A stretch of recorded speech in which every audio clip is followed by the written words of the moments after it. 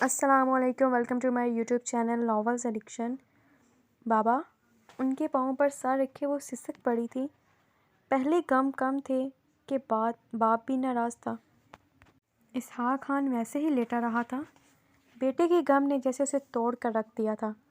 کھیتوں کو آگ لگانے کے بعد سرحان نے اور کچھ نہ کیا، مگر جو کیا تھا وہ بھی بہت تھا۔ سارا سرمایہ ختم ہو چکا تھا، مگر وہ نہ جانے کیسے حالات سے لڑ رہا تھا۔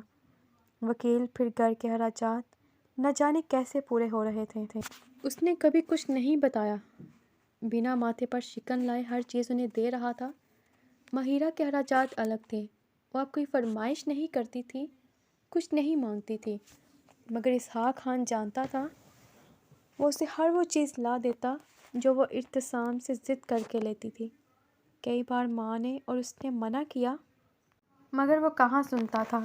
شاید وہ نہیں چاہتا تھا کہ اس کے گھر یا گھر والوں کو بیٹے کی کمی محسوس ہو، مگر ارتسام کی کمی محسوس ہوتی تھی۔ اس کی کمی کو کوئی پورا نہیں کر رہا تھا۔ وہ بچپن سے ارتسام کے ساتھ باہر گھومتی، کبھی کھیتوں میں، کبھی رملہ کے گھر، کبھی شہر۔ ارتسام نہیں تھا تو اس نے باہر قدم رکھنا چھوڑ دیا تھا۔ آیا نور نے کافی بار اسے حویلی بلایا، مگر وہ پھر نہیں گئی۔ وہ روئے جا رہی تھی، آنسو سے چہرہ تر ہو چکا تھا۔ اسحاق خان کا کلیجہ منہ کو آیا جب ہی اٹھ بیٹھا تھا۔ جگر کا ٹکڑا تھا، جگر کے ٹکڑے تھے دونوں۔ کیسے برداشت کر لیتا رونا؟ ان کی خوشی کے لیے تو وہ جیسے اپنی ذات فراموش کر چکا تھا۔ روتی کیوں ہو؟ انہوں نے اسے سینے سے لگاتے کہا تو وہ اور رونے لگ گئی۔ کس کس بات کا غم سناتی انہیں؟ ہر غم لاحق ہو چکا تھا، مگر باپ کا کندھا ملا تو آنسوؤں کو روکنے کی کوشش نہ کی۔ کافی عرصے بعد اس نے بیٹی کو گلے لگایا تھا۔ بابا، میں نہیں جانتی تھی ایسا ہو جائے گا، میں ایسا نہیں چاہتی تھی۔ تو نے کچھ نہیں کیا، تو روئے گی تو تیرے باپ کو تکلیف ہوگی۔ اس کے سر پر لب رکھتے اسحاق خان نے بمشکل خود کے آنسو روکے تھے۔ دروازے پر کھڑی ماں نے بھی دوپٹے کے پلو سے آنکھیں صاف کیں۔ ارتسام بائی، ان کو لے آئے نا، ان کے بغیر کچھ بھی اچھا نہیں لگ رہا۔ وہ دکھ و بے بسی سے بولی تھی، جانتی تھی کہ باپ کتنا ہوار ہو رہا تھا۔ وہ جلد آئے گا، کبیر نے کہا تھا، وہ آ جائے گا۔ امید تو ہے کہ کچھ ہو جائے، اس کے پاس گواہ ہیں، اگر کوئی گواہی دے دے تو بات بن سکتی ہے، مگر کوئی راضی نہیں ہو رہا ابھی تک تو۔ وہ پرسوچ سا بول رہا تھا۔ ماہرہ نے آنسو صاف کرتے اسے دیکھا۔ اگر اسحاق خان نہ ہوتا تو وہ شاید حازم کی تنگیوں سے شدید خوفزدہ رہتی، مگر اس کا باپ تھا۔ بے شک اس کے پاس پیسے نہیں تھے، مگر وہ بہت بڑا سہارا تھا ان کے لیے۔ اب تو پریشان نہ ہو، ارتسام تجھے ایسے دیکھے گا تو گلہ کرے گا باپ سے۔ کھایا پیا کر، خوش رہا کر، انہوں نے اب قدرے خفگی سے کہا تھا۔ ان کی بیٹی ایسے تو نہیں تھی جیسی وہ بن رہی تھی۔ رنگت پیلی پڑ گئی تھی اور آنکھیں سرخ۔ ماہرہ نے پھر آنسو صاف کیے اور دوبارہ ان کے کندھے پر سر رکھ لیا تھا۔ دل اب بہت مطمئن تھا۔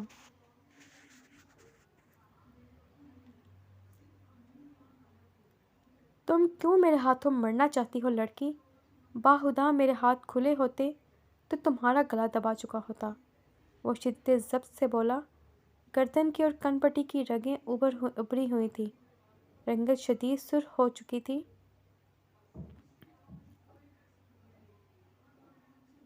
وہ گھبرا تو گئی، مگر کچھ نہ بولی۔ بھوری آنکھیں آنسوؤں سے بھر چکی تھیں۔ وہ ایسی تو کبھی نہیں تھی۔ آج تک کسی نے ڈانٹنا تو دور، اونچی آواز میں بات تک نہ کی۔ اس کی کوئی بات کبھی رد نہ ہوئی۔ بائی کی طرح اس میں بھی بہت ضد دورانا تھی۔ وہ دوسری دفعہ بات نہ کرتی، پھر مڑ کر نہ دیکھتی، مگر محبت اسے بھی رسوا کر چکی تھی۔ اس کی کوئی انا نہ رہی، دل نے اسے ذلیل کر کے رکھ دیا تھا۔ جب سوچتی تو دل کٹتا تھا۔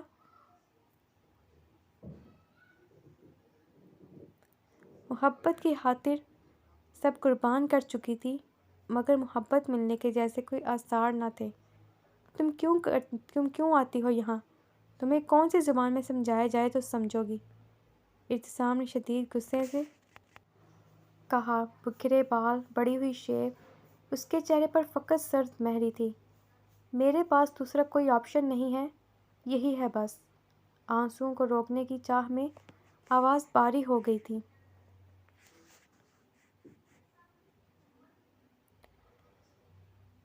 ابتسام نے سرد نگاہوں سے اسے دیکھا۔ اس کا بس نہیں چل رہا تھا ہاتھ آزاد کر کے اس کا منہ لال کرتے۔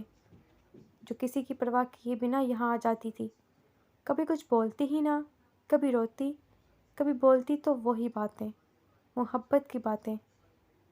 وہ محبت جس نے رسوا کی، محبت جو رسوا ہوئی ہزاروں لوگوں میں، محبت جس نے یہاں تک پہنچایا۔ وہ اس کا حال دیکھ کر محبت سے اجتناب نہیں کر رہی تھی۔ وہ جانتی تھی محبت فقط رسوا کرے گی، مگر پھر بھی رملہ کے بعد اس کا دل جیسے مر چکا تھا، مگر مرے دل میں جیسے اب بھی پہلی محبت کی تڑپ باقی تھی۔ ایک بار پھر وہی غلطی کرنے کے بارے میں وہ سوچنا بھی نہیں چاہتا تھا، مگر سامنے بیٹھی لڑکی شاید پھر اسے رسوا کرنا چاہتی تھی محبت میں۔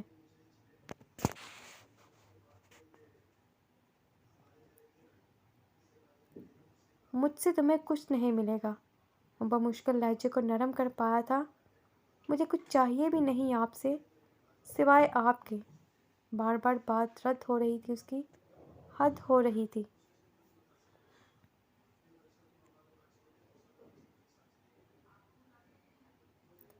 یقیناً تمہارے باپ بھائی کو پتہ نہیں ہوگا تم یہاں غیر مرد سے ملنے آتی ہو، تنہا۔ اس کی بات سنتے ساری نرمی ختم ہو گئی۔ وہ ایک دم کھڑا ہو گیا تھا۔ آئے نور چہرہ جھکا گئی۔ جب اس کے پاس آیا، دل تھم جانا چاہ رہا تھا، مر جانا چاہ رہا تھا۔ ابتسام نے ہتھکڑی لگے ہاتھوں کو اس کے سامنے میز پر رکھا۔ آئے نور نے گھبرا کر اسے دیکھا۔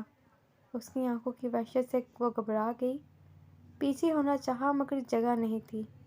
وہ خوفزدہ نگاہوں سے اسے دیکھ رہی تھی۔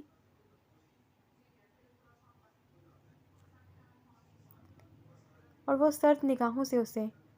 آج کے بعد تم یہاں آئی تو میں یہاں سے نکلنے کے بعد سب سے پہلے تمہارا قصہ ختم کروں گا، پھر چاہے زندگی یہاں گزرے، یہاں دوبارہ مت آنا۔ اس کے لہجے میں بلا کی ٹھنڈک تھی۔ تمہارے جیسی لڑکی کبھی میری چاہ نہیں بن سکتی۔